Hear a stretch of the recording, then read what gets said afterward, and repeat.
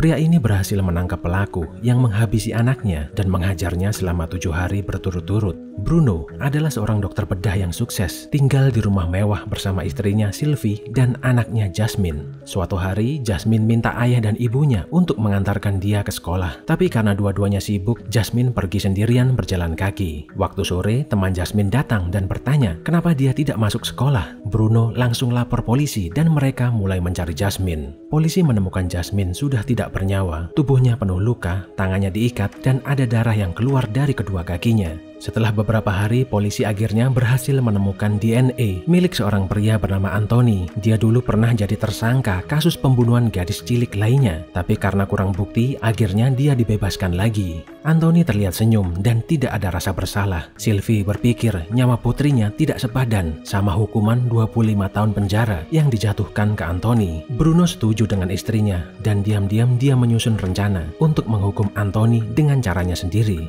Dia pergi ke tengah hutan dan mempersiapkan lokasi rumah kayu yang sudah lama tidak terpakai dan merenovasi tempat itu menjadi ruangan operasi. Di hari pertama, Bruno mengikuti mobil tahanan Anthony. Ketika di jalan, supirnya tiba-tiba pingsan. Bruno pura-pura mau membantu, tapi ternyata dia membawa kabur mobil itu.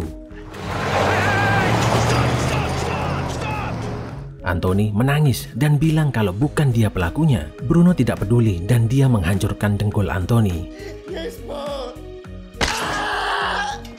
Di hari kedua, Anthony masih bersikeras kalau bukan dia pelakunya. Bruno masih tidak peduli dan menginjak dengkul Anthony yang hancur.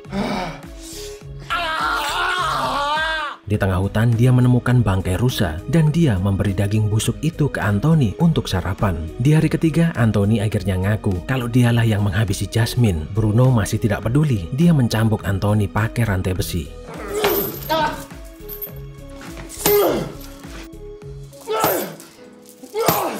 Di hari keempat, Anthony sudah sekarat, jadi Bruno memutuskan untuk merawat luka-lukanya.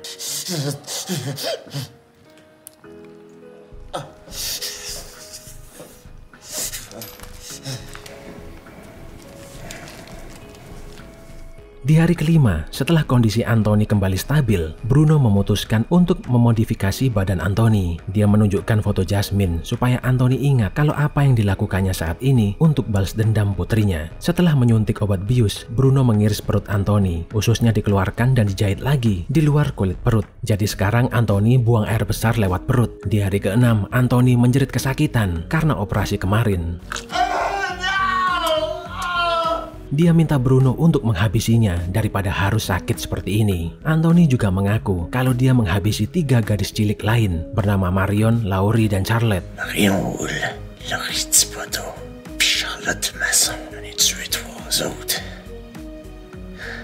Mendengar itu, Bruno sempat emosi dan mau menghabisi Anthony, tapi dia mengurungkan niatnya.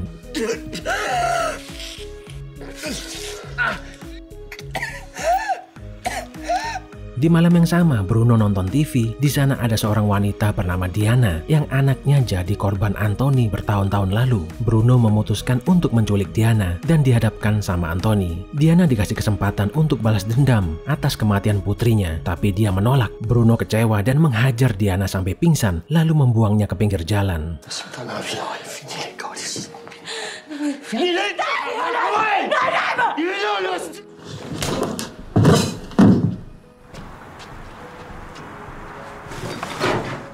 Setelah sadar, Diana pergi ke kantor polisi dan melaporkan apa yang dialaminya. Di hari ke-7, Bruno masih ingin menghabisi Anthony, tapi masih tidak tega. Dia menghabiskan waktu dengan minum yang membuatnya mabuk. Bruno melihat Jasmine dengan kondisi kotor dan berdarah. Dia memandikan anaknya, walaupun itu cuma imajinasi.